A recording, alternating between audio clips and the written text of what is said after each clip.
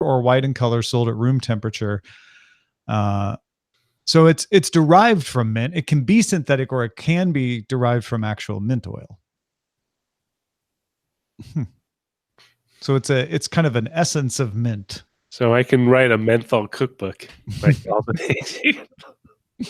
For the Winston lover in you, Roger's menthol cookbook. Winston-Salem. Isn't that what it was like? The two towns were Winston. I was thinking of Virginia Slims. Those are the ones that were marketed solely at women for the longest time. My dad smoked menthols. Those were the last cigarettes before he quit smoking in like 1978. Were menthols. I don't remember what kind of cigarettes my dad smoked. I actually have his last pack of cigarettes. That's why I know. Yeah. Oh, those days. Those days. Because he took his dad quit smoking, he became very into chewing on cinnamon sticks that were kind of shaped like cigarettes. Oh yeah, for the feel. It was just sort of, something that helped wean him off. And I, as a kid, I was like, I want one. He's like, no, because there was no tobacco in the cinnamon sticks, but it was like something where he's like, this is my thing. Like, this is not candy for you. Right. Well, and I'm sure in his mind, it was like, this is a replacement for cigarettes. So letting you chew on it would be like pushing you towards cigarettes. Exactly. So. Yeah. But I was like, but it's cinnamon. What? As long as he didn't go into chew. I don't know the difference between snuff and chew. Snuff, you put up your nose. Yeah. Oh. Chew, you put between your tongue. Between your teeth. Chew, but baseball players chew. Yes. Snuff is, if you're really nasty, you mix it with big league chew and you blow bubbles that are black. Oh, gosh. Nobody does that. Huh? Baseball players used to do that. Really? Yeah. Oh, gosh. Because that way they could be shown on TV with their pack of big league chew, which was like, a great role model for the kids eating the bubble gum, but then they would secretly still have their tobacco in there. I noticed a lot is it sunflower seeds? Bad ideas today. Just a pinch between your cheek and gum. Well, the snuff thing is, That's what the British used when they fought the Revolutionary Americans. I see. And if you were to record someone on video using snuff, don't call it a film. Yes. The snuff clip. Actually, that doesn't sound any better. No, it really doesn't.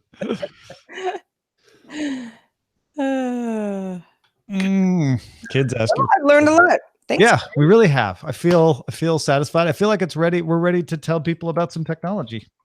I feel that way as well. Would you like to read line 3 today? I would. Good. I'm glad that aligns with my requirements. Very well. All right. Let's catch you in 5, 4, 3, 2, 1. Thanks to everyone who supports Daily Tech News Show directly. To find out more, head to dailytechnewsshow.com/support. This is Daily Tech News for Wednesday, November 14th, 2018 in Los Angeles. I'm Tom Merritt. And from Studio Feline, I'm Sarah Lane. And I'm Roger Chang, the producer of the show. Scott Johnson, usually with us on Wednesdays, is out sick today, so send him your well wishes. We hope he gets better soon. We're going to have you prepare the main segment for today's show. We got some great emails from folks who are affected by the Amazon headquarter decision, and we'll share their insights with you a little later on. But let's start with a few tech things you should know. Pocket Cast updated its Android and iOS apps with new ability to play an episode without subscribing, search episodes from a podcast listing, plus more curated sections for discovery and cross-platform queue support, episode listening history, and better Apple Watch support as well. It also now recognizes season and episode numbering. Samsung says its forthcoming Exynos 9 Series 9820 chip has a pretty hot neural processing unit, 7 times faster than the 9810, which is used in some models of the Galaxy S9. So you can guess the Exynos might be used in some models of the S10. Samsung also claims the 9820 delivers 20% better conventional single-core performance, 15% multi-core, and a 40% rise in power efficiency. The 9820's GPU uses ARM's Mali G76 cores and can handle 8K video. Exynos 920 goes into mass production by the end of the year. The Star in Malaysia reports that Netflix is testing a mobile-only plan within the country. The new tier costs 17 ringgit, or about US $4. It's about half the price of the previous most basic tier, which sells for 33 ringgits per month. Netflix confirmed that the trial is running in a few countries overall. Let's talk a little more about Intel's stick. Intel likes to make compute sticks, and they have announced the Neural Compute Stick, the NCS2. It's a thumb drive with a self-contained neural network running on a Movidius Myriad X Vision processing unit, VPU, if you will. It lets users train machine learning systems locally. So as long as you have a Linux system with a USB 3 port, plug this thing in. They even have a picture of somebody with a USB extension where they plugged in multiples of them. And then you can use it for your machine learning projects without having to rent space in the cloud or buy expensive machinery. And the NCS2 sells for $100 from Intel. So this is going to be something very affordable for developers. All right. So, Tom, what's your best guess at how a developer would prefer this over something in the cloud? Because I'm just sort of, if storage is of the utmost concern, this just has another layer of security, I would imagine. Yeah, it's another layer of security. It's convenience. It's not having to pay for the privilege to use a cloud system. Now, granted, there's lots of free systems out there for doing some machine learning, but it just gives you full control. And you can be offline. I don't know how much of a concern that is, but I know having the ability to make this more portable, put it in your own system, is going to be appealing. And the only negative would be the cost. But at $100, I'd be tempted to get one of these and play around with them if I had some time. Yeah, no kidding. So I think this is going to be cool. And in fact, if there are any developers out there in the audience who think they'll benefit from this or have already ordered one maybe today, send us an email, feedback@dailytechnewsshow.com. All right, let's move on to something that is very cool.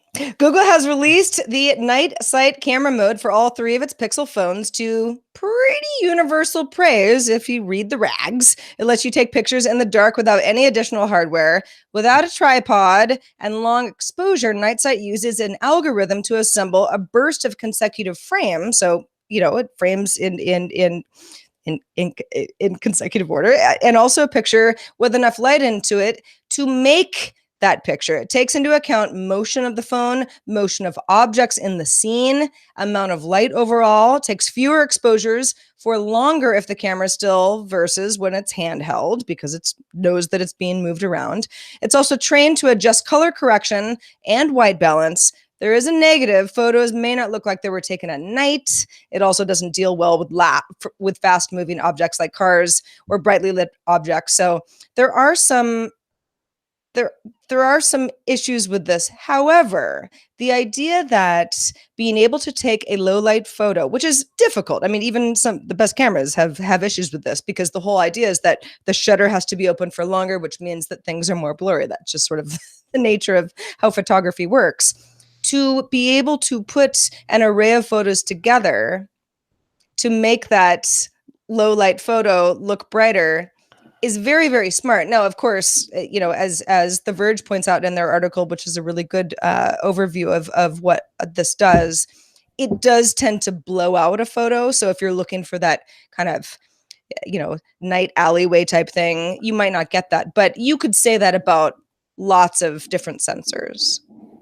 Yeah, it's truly for night filming. In fact, he points out in the Verge article that this isn't great in a city where you have a lot of light around. You might not want to use it. And Google is actually pretty good at suggesting when it needs to be used. You can put it into place, but it'll kind of turn itself on. It'll give you the option to turn it on when it thinks you need it. And then you don't have to do anything else. It just, once it's on, and it does its thing. It's all in software. So like you said, it doesn't have to have long exposures. It's doing it in software. And yeah, if you've got enough light, it may overcompensate in certain ways. But again, as you said, it's doing more than just brightness. It's doing color correction. It's doing white balance. And in truly dark situations where your eyes have enough light to see, but a picture would never come out, this is performing miracles. This is actually really impressive, because what it means is that whoever makes, I mean, if Google's willing to license the technology to other Android handset makers, that means they don't need to necessarily give you the fastest glass. You don't need the most sensitive, largest sensor, because essentially what it's doing is what digital photographers do right now, which is they manipulate you shoot in RAW and you manipulate the image afterwards to try to eke out the best quality image out of the information you have. And what's really fascinating is they're taking the whole HDR concept. When you do an HDR photo, you take one at a low exposure, so you get all the highlights at the upper end. You take one in the middle as kind of your baseline, and then you take one at the upper end where you get all the parts of the image that are too dark to normally see, and then you composite them on top of each other in order to bring out everything equally.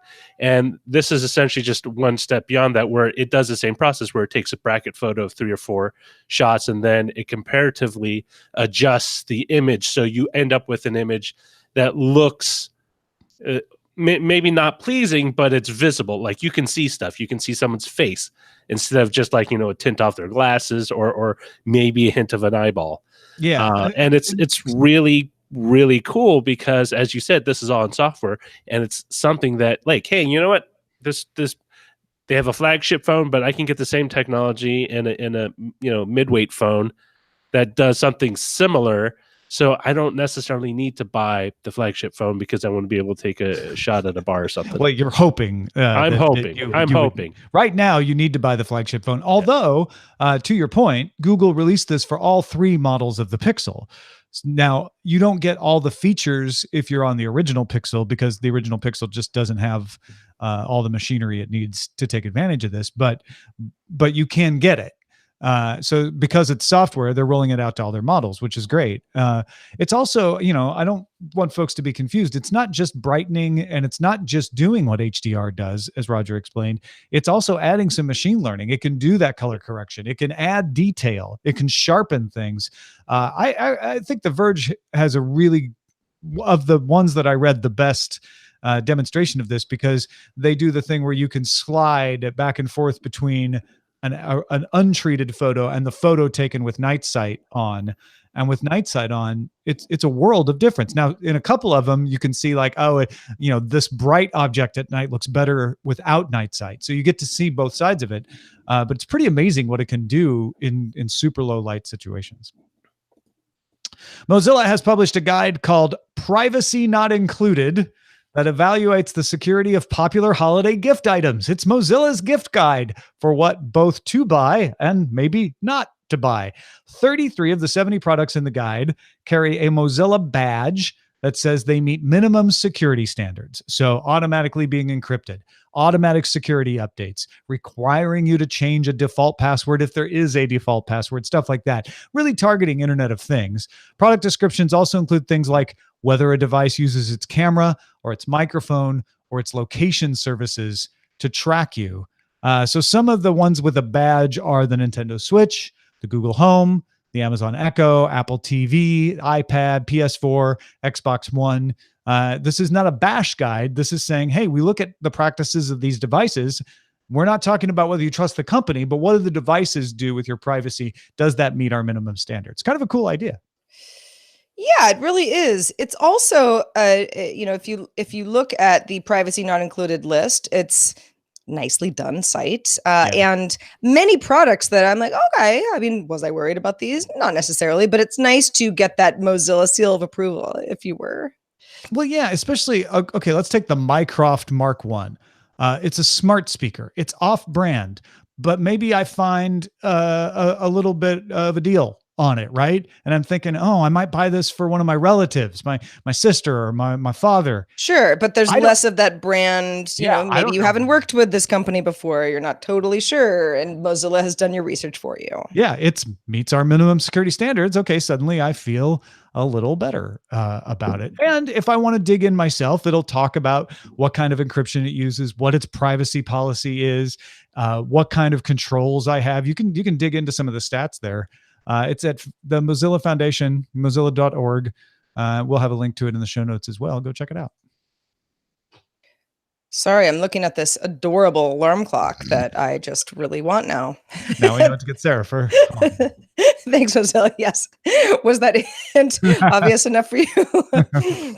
Alphabet owned DeepMind's health division, including the Stream app for assisting doctors and nurses, will be transferred to Alphabet owned Google's Google Health Division. The DeepMind Health Division has partnerships with 10 NHS hospitals to process medical data in the UK. The Stream app ran into controversy over its use of 1.6 million patients' data in Royal Free Hospital in London.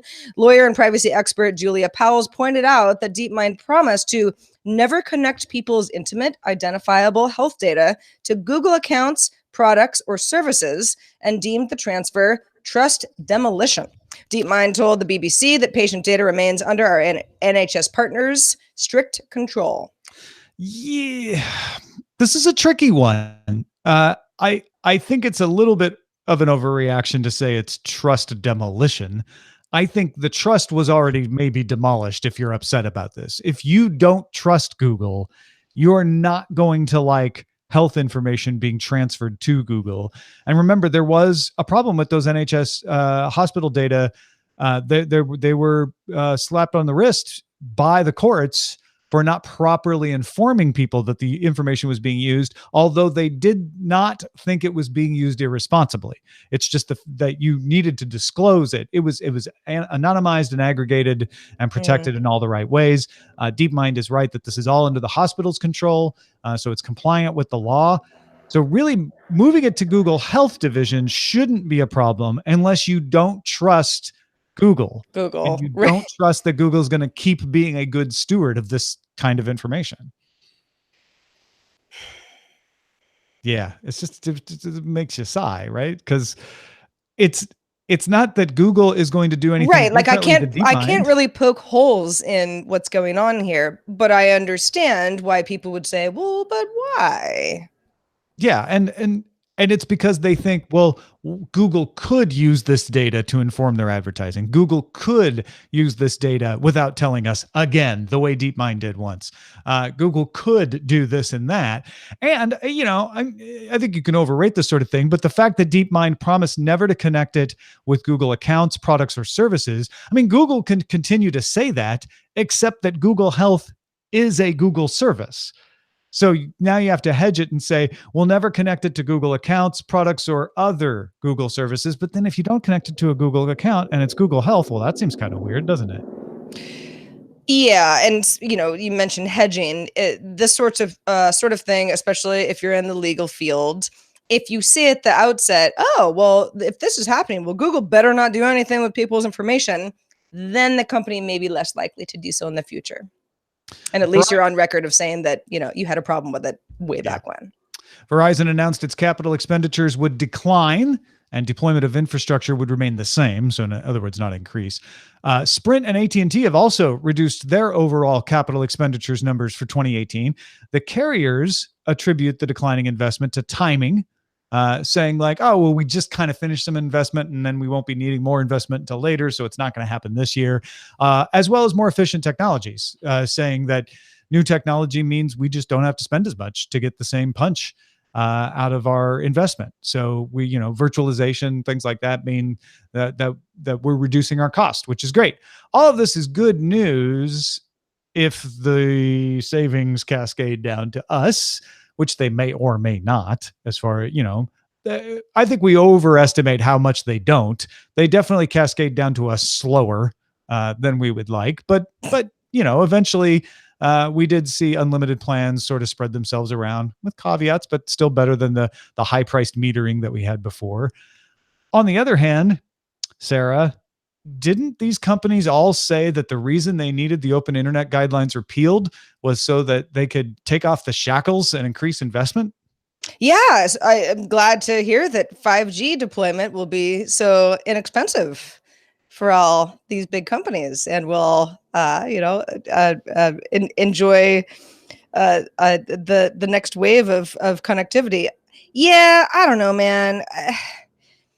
Okay, I think a lot of this is, it depends on region and if there's not a lot of infrastructure that that Verizon in this particular case is going to be putting a lot of investment into over the next couple of years. Sure, okay, but it doesn't make a lot of sense to me based on how many regions of the world, really. But as far as Verizon's market or any particular market goes, that a company would be like, well, we're pretty much done. Yeah. I think it's tempting to want to spin the narrative to be you lied about declining infrastructure before to get net neutrality repealed, and now you were lying about increasing investment after net neutrality got repealed, and you're just a bunch of liars. I don't know that that's actually what's going on, but I think it is fair to say, like, hey, you don't necessarily make a case that you needed these shackles off if your investment was pretty much level and is continuing to be to level or declining because of technology. Because what you're saying here is the technology allowed the investment. And so even if net neutrality rules had increased the cost, it wasn't going to increase it as much as they were trying to make people think it would have. Folks, if you want to get all the tech headlines each day in about 5 minutes, be sure to subscribe to dailytechheadlines.com. We got a lot of cool reactions from people affected by the Amazon headquarters story, Sarah. Yeah, we really did. And we're going to read a few of them now and kind of pick them apart and see what we agree with. Arthur from Arlington, Virginia notes that Amazon's current operations in the area, which as we noted on the show yesterday, are already pretty vast, are in Ashburn. Arthur says that's well outside the Beltway, and the people working and living there are not going to want to commute into Arlington.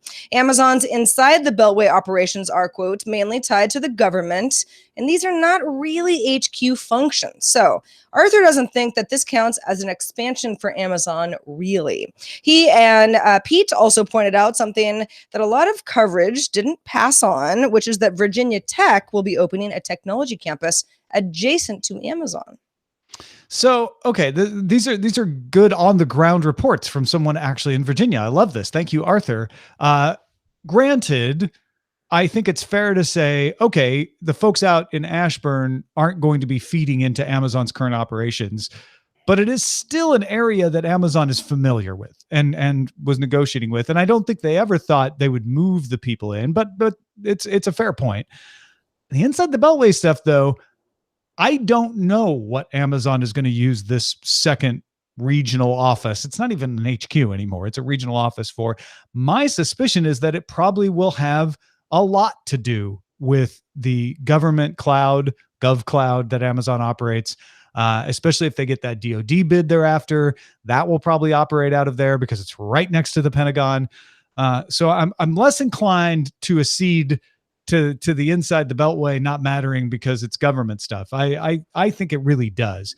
But yeah, maybe it's unfair to say that folks being out in the Ashburn are part of an operation that really has any effect on something pretty far away, right on the Potomac, basically. So I don't know. What do you think of this, Sarah?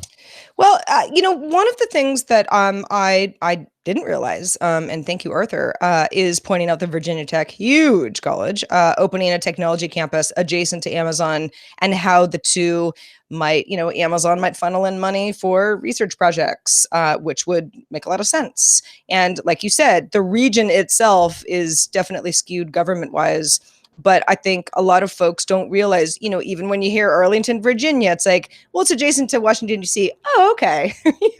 Oh, all right. So, you're in this actually huge metropolitan area that's not, yes, they are separate from each other, but collectively, it's closer to a lot of industry than one might think if they're not familiar with that. Yeah, there's a little Silicon Valley kind of feel in Virginia. AOL used to, when I was living in Arlington, the big AOL skyscraper was right there in downtown Arlington. You could see it across the Potomac when you're when I was working for AOL, that's still where their headquarters was. Yeah. I never went there, but that's where it was. Well, too bad. I think it's gone now. That's perhaps true. It's oath now, but no, now it's something else.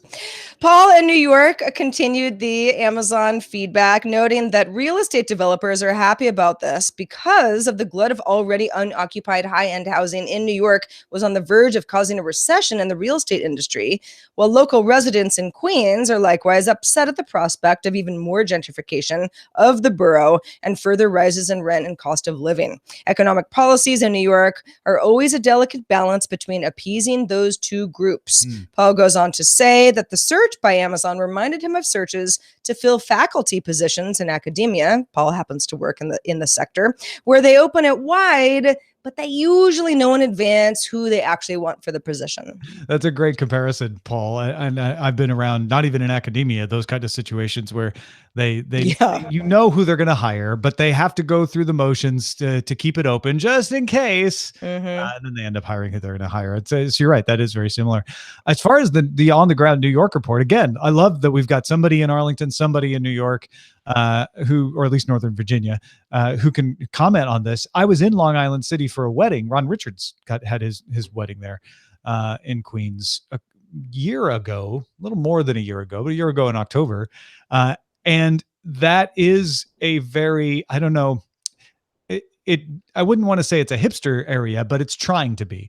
There are a lot of loft. It's a neighborhood that, yes, it's seen a lot of development. And if that development isn't paying off, then yes, they're absolutely going to want to try to lure Amazon in, because apparently some of the other folks in that area have been even downsizing and moving their businesses out, their corporate businesses out. So yeah, this kind of is ripe for the pickings for Amazon, the way Paul describes it, and is going to bring up those gentrification concerns for sure. So we got Arthur and Paul kind of, on the ground at the new HQ2s. But then there's Eric, who's a tech worker in Columbus, Ohio, who wrote in saying, it's hard to overestimate the impact on the tech job market this would have had in his area, especially given how Amazon was saying it would be a headquarters on par with Seattle. So big. Eric says, with Amazon basically deciding to just expand to 2 existing offices, it feels like a bait and switch. That Amazon was just using us to get better tax breaks for what it already knew it was going to do. I realized Columbus never had the best chance, but to come away feeling that you never really had a chance was where just being used hurts. Yeah. And this is where, even though Arthur's right about Amazon's operations maybe really not being related in Northern Virginia, I don't know if that makes Eric feel any better. When he's like, well, so you already had a presence there and now you're going to go there. Oh, and even if you don't consider the presences that they had there, New York and Washington, D.C. areas, pretty obvious selections. And if you're Columbus thinking like, hey, maybe we have a chance, this would really help us. We've got a university. We've got skilled workers. This would really propel what is a thriving city to thrive even more and get us, in the game a little more. I imagine Kansas City and a few other places feel the same way. Well, and again, the promise of 50,000 jobs, and that was somewhat vague, but that was the number that got thrown out when Amazon said that it was, looking for its new headquarters. Again, and as Eric describes, it would have made a big difference in something like Columbus, Ohio. It would have made a big difference in a lot of places. It would have made big difference anywhere, but there are certain regions where the job market would have transformed the city. Had a bigger impact for sure. Yeah, exactly. So yeah, it just goes to show you, all the stuff. And I think that all of the feedback that we got on this is really eye-opening and super appreciated to remember how things are different depending on where you live. But I also think it really illustrates how strong Amazon is to, be crushing dreams and having people say, well, hold on a second, you weren't even really being serious about the fact that you were going to come to our city. And it's, it's the power of Amazon. I can't think of that many other companies that would have such a big impact. Yeah. I love, first of all, that we got, not just emails about this. We got lots of emails with opinions, but emails from people who are there. Like, I'm in Northern Virginia. I live here. I'm in New York. I live here. I'm in Columbus. I'm in one of the cities that didn't get it. And here's my opinion. It's better than just hearing our opinions. We get to flesh it out a little with some perspectives from people on the ground. So thank you for that. I don't fault Amazon for picking these cities. picking these cities makes sense. You are near Cornell in New York, as I think in another part of his email, Paul mentioned, and as Arthur mentioned, you're right there next to the university in Virginia. So he and Petey both pointed out Virginia Tech is even expanding its campus there. That was one of the important things. You've got some infrastructure benefits to New York and Arlington, and I think that government contract business that Amazon is trying to build is absolutely why they picked that. Those all make sense. I don't think that Amazon shouldn't have picked these. I don't love the fact that they went around using other cities as bargaining chips. On the one hand, maybe it's super smart, right? They got a better deal than they would have otherwise. But you also have a company in Amazon that doesn't get a lot of the negative feelings that a Google or a Facebook get these days. And I feel like they may have burned a little bit of that credit. Maybe not all of it, but they burned some of it here. Well, somebody who doesn't burn anything with us is a person in our subreddit. Thanks to everybody who participates in our subreddit. You can submit stories and vote on them at dailytechnewsshow.reddit.com. We're also on Facebook. Hang out. Facebook.com/groups/Daily Tech News Show. Feedback appreciated in both places. Hey, folks, we are in the midst of changing things around on the Patreon. And one of the things you can get now, which I don't know if this makes a difference if you're not a patron, but if you are, you can choose whether to back us at the Good Day Internet tier or the DTNS tier for the same amount of money. Same money, but you pick which reward you want. The DTNS tier gives you just this show. If you're like, I want the show without commercials on Patreon with my customized patron RSS feed, and I still get my bonus shows or whatever else I get, then you can choose that. If you still want Good Day Internet, which has the pre-show and the post-show and us talking about what kind of cough drop we are and stuff like that, you can still get that too. That is there as well if that's your deal. And I know a lot of you guys like that. So I'm very excited that you have those choices now directly through Patreon. So go to patreon.com/pledges if you're already a patron, and you can choose that. And if one of the reasons you've been holding off is like, oh, I just want an easy way to get the RSS feed with just DTNS, well, now's your chance. Patreon.com/DTNS. Feedback appreciated. You know we love it. You help make our show. Our email address is feedback@dailytechnewsshow.com. We are live Monday through Friday at 4:30 p.m. Eastern, 21:30 UTC. If you can join us, great to have you live. Find out more at dailytechnewsshow.com/live. I hope you get better, Scott Johnson. We miss you. Back tomorrow with Justin Robert Young. Talk to you then. Woohoo. This show is part of the Frog Pants Network. Get more at frogpants.com. Diamond Club hopes you have enjoyed this program.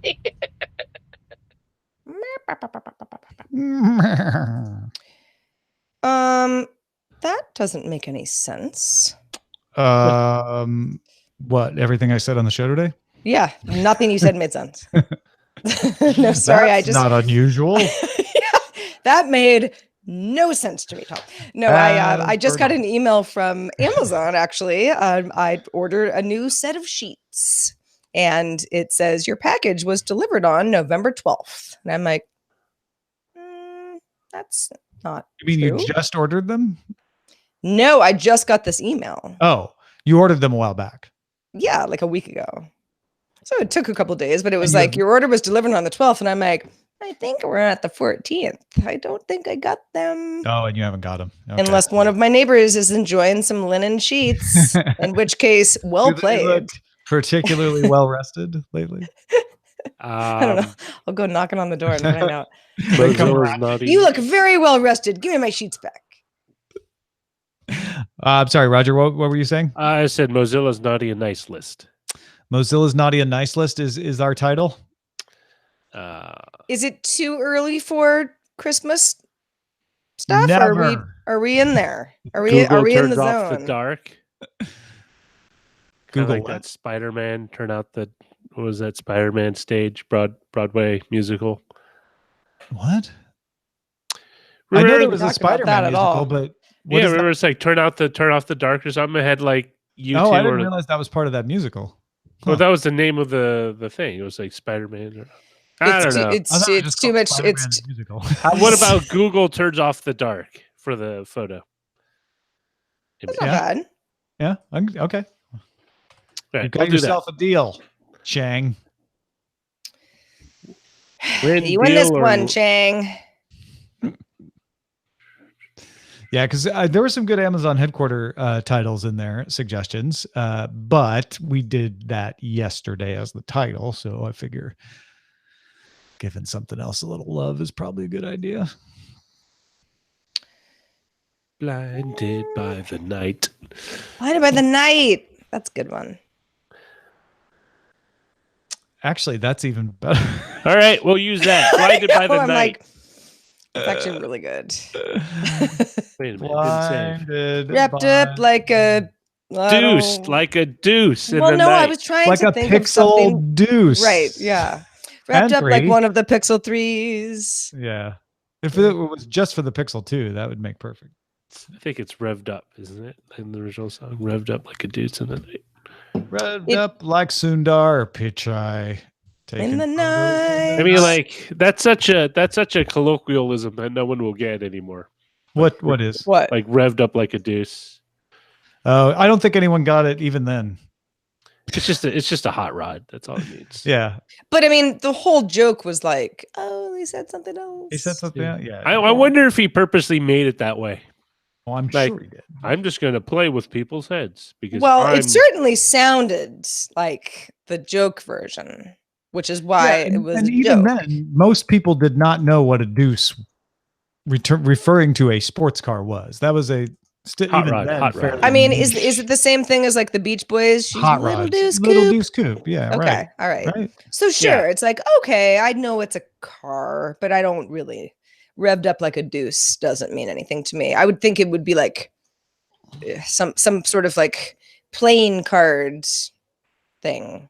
Yeah. Like Like a that's two, like usually the two where hurts, a I was deuce. used to hearing the word deuce, but I don't even think people call a two a deuce anymore. Do they? I don't know. they do if you work in a restaurant. You call a two-top deuce a deuce. Do they Really? still though?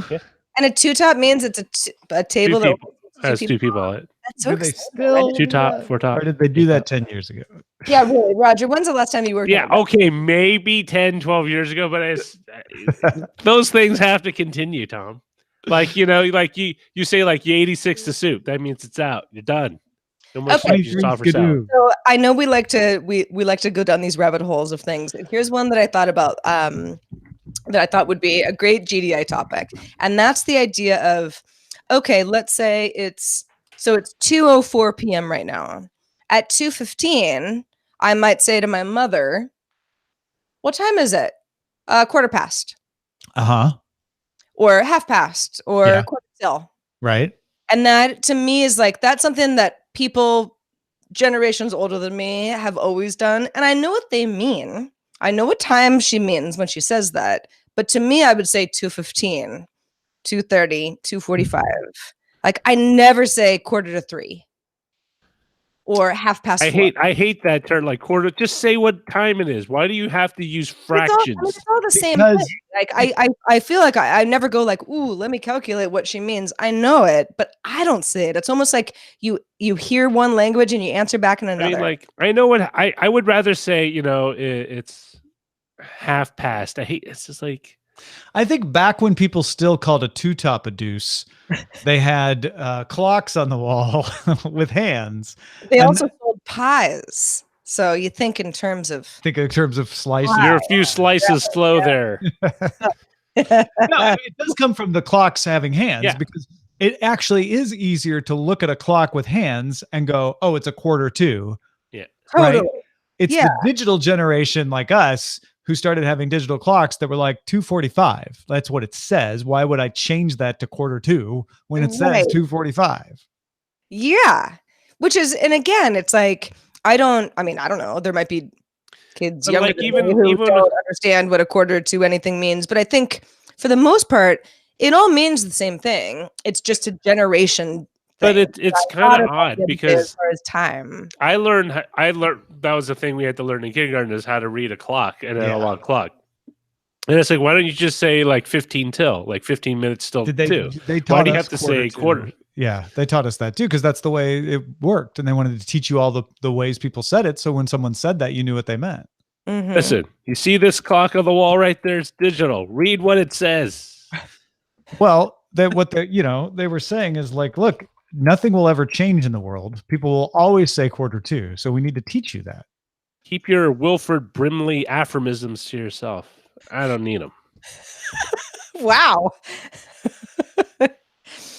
Is he still alive? No. Okay. No. I don't think he's around anymore. As I asked the Well, question, I hold was on. like, Before we Hold say that, let's before confirm.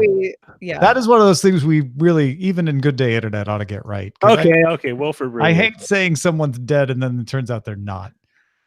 Age 84. He's still alive. Aha! I'm wrong. Oh, wait a minute. His spouse died. That's what I was thinking.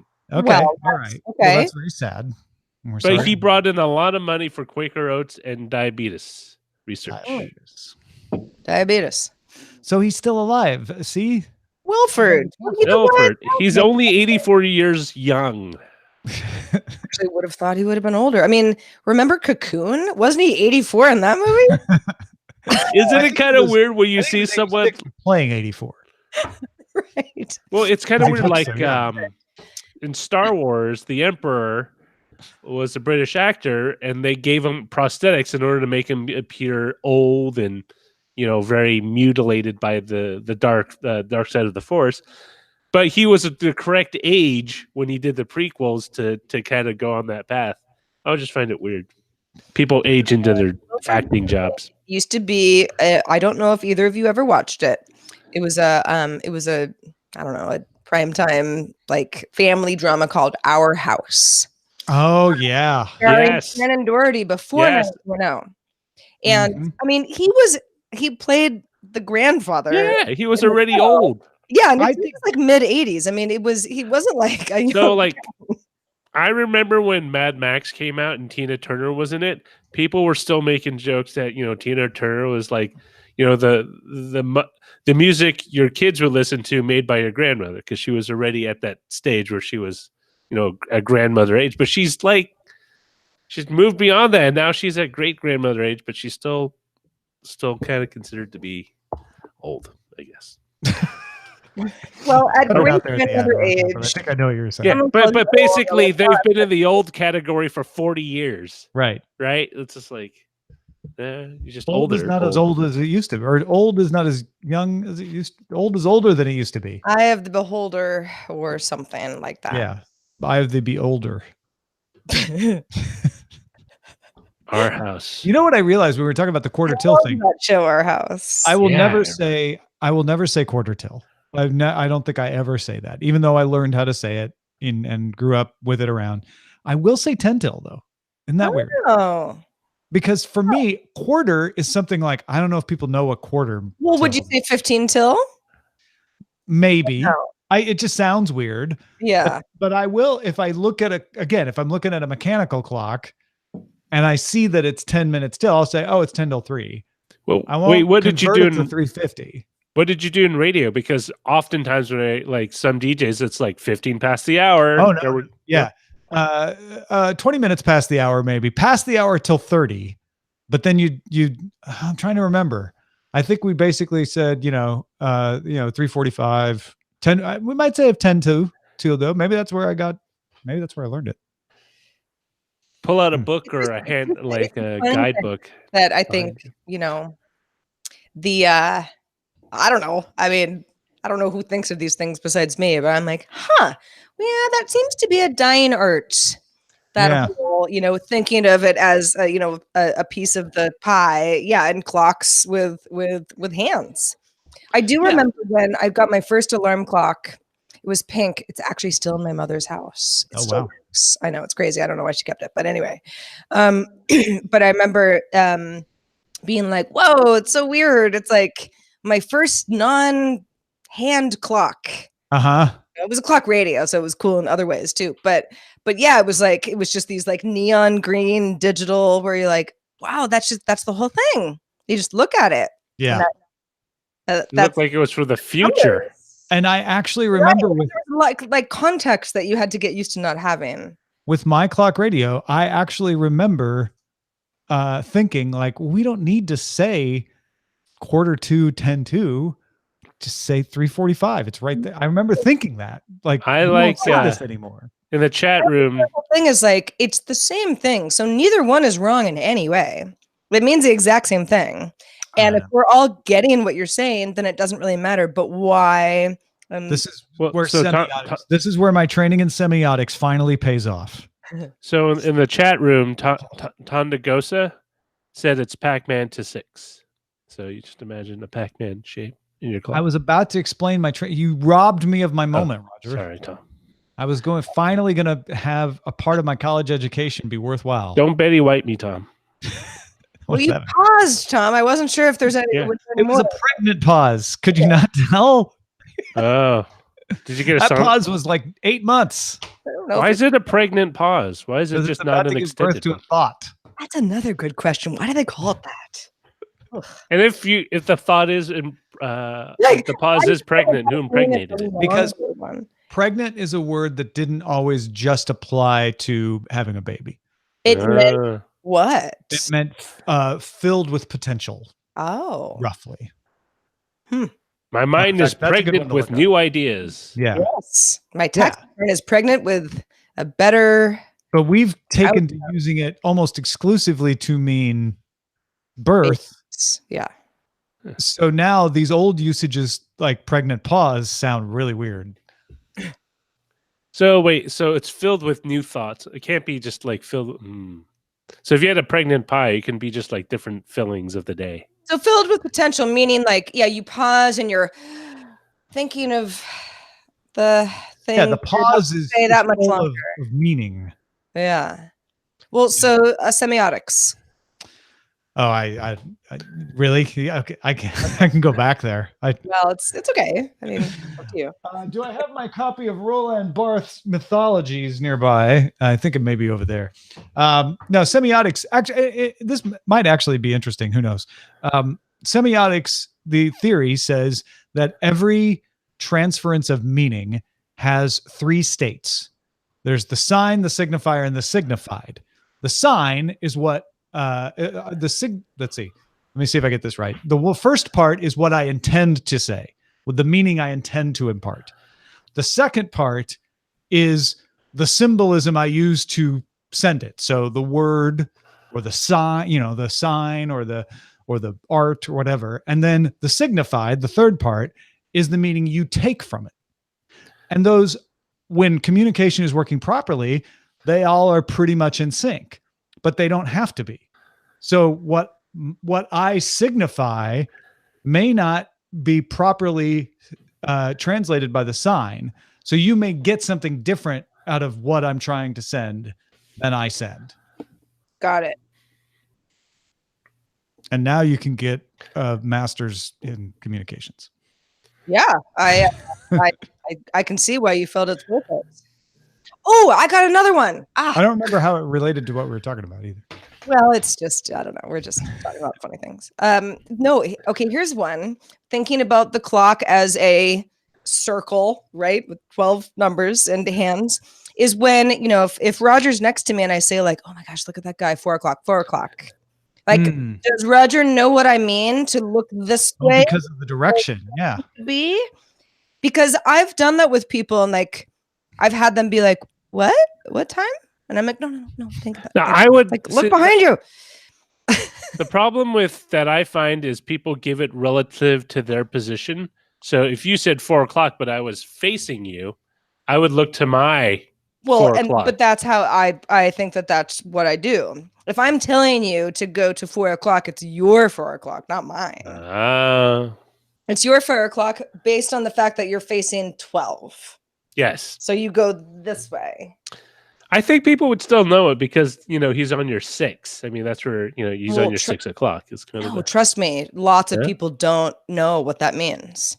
You might even be able to say like 180 degrees, and that would make more sense than 6 o'clock. Even though it's actually the same thing. Yeah. It means turn in the opposite direction. We're going to actually turn in the opposite direction for video and end right now. Thank you for watching. Audio folks, stick around. We'll turn right back to you momentarily. 360.